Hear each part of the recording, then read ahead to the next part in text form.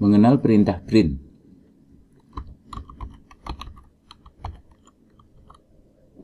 Di mana print ini merupakan bahasa pemrograman yang paling sederhana. Gunanya adalah untuk memunculkan suatu string agar bisa terbaca di terminal konsol. Contohnya seperti ini. Perhatikan di dalam penulisan, baik spasi, karakter, kemudian tanda penghubung, atau yang lainnya. Ini harus betul-betul cermat teman-teman. Untuk menulis print bisa diawali dengan tanda petik 1 atau tanda petik 2. Itu sama saja. Kemudian di sini contoh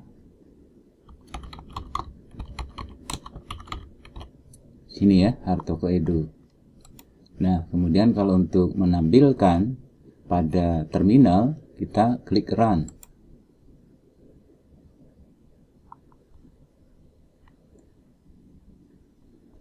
Jika muncul seperti ini, artinya berhasil. Namun jika teman-teman misalnya menulis sebuah kata acak seperti ini ya, di sebelahnya tanda petik, maka ketika di run, terminal akan menunjukkan suatu nilai syntax error. Maka di sini perhatikan teman-teman sekali lagi, ketika menulis jangan sampai seperti ini. Kita rapikan. Nah, untuk pemrograman dasar Python yang pertama ini, perintah print berhasil. Mari kita lanjutkan ke variabel. Jadi variabel itu adalah suatu simbol yang digunakan untuk menyimpan suatu nilai. Variabel memungkinkan kita untuk menyimpan dan mengakses data sesuai dengan nama tertentu. Ya, jadi setiap variabel itu memiliki tipe data seperti string. Ya, contohnya demikian. Ini saya akan ketik nama, kemudian spasi sama dengan spasi lagi, tanda petik seperti ini. Contoh di sini Hartoko.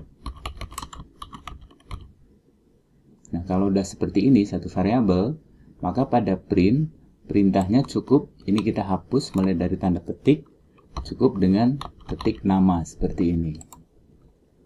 Ketika kita run, maka dia akan muncul seperti ini.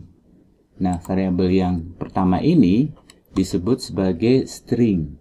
Saya kasih tanda pagar di depannya. Tanda pagar ini tidak akan muncul pada terminal atau tidak terbaca pada publik. Ini kita sebut sebagai string. String atau str disingkat ya. Kemudian variabel yang kedua itu adalah integer ya. Integer itu untuk menampilkan suatu angka. Contoh umur. Spasi sama dengan 57 seperti ini ya. Nah, ini bisa kita samakan rapi seperti ini. Ini yang disebut sebagai integer atau int. Variabel yang ketiga adalah float. Float itu adalah untuk menampilkan bilangan desimal. Contohnya seperti tinggi badan. Ya, kalau misalnya kita akan menulis tinggi cukup seperti ini. Tapi kalau ada tulisan badan seperti ini, maka ini ada kekeliruan karena harus disambung dengan underscore seperti ini. Spasi sama dengan 170,5. Perhatikan kalau untuk di dalam bahasa pemrograman, nilai koma itu bukan dengan tanda koma tapi adalah tanda titik seperti ini ya. Ini yang disebut sebagai float. Dan variabel yang terakhir adalah boolean. Boolean itu adalah untuk memberikan suatu nilai ya. Jadi istilahnya menggambarkan suatu kondisi yang hanya memiliki dua kemungkinan, benar atau salah gitu. Contoh untuk aktif sama dengan kita tulis true seperti ini ya. Ini yang disebut sebagai boolean. Karena ini perintah untuk menampilkan pada konsol hanya satu, maka ketika kita akan run, dia tetap satu. Karenanya, untuk bisa menampilkan nama umur, tinggi badan, aktif, dan seterusnya.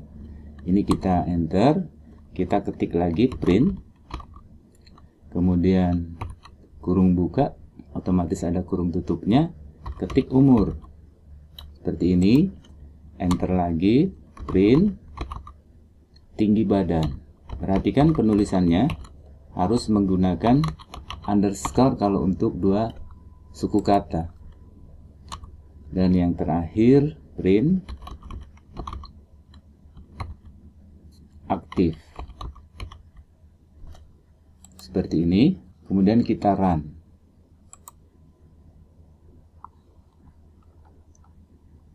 Nah, ini status proses finish, sehingga di sini alhamdulillah tidak ada kesalahan.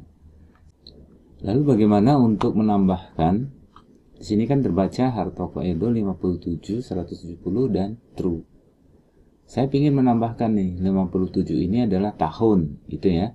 Maka perintahnya di sini perlu diperhatikan teman-teman bahwa umur ini adalah integer, sedangkan tahun itu adalah string.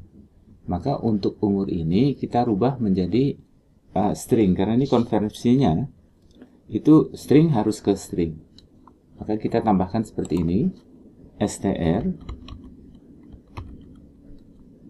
kemudian spasi, plus, spasi lagi, tanda petik, kita spasi lagi tahun.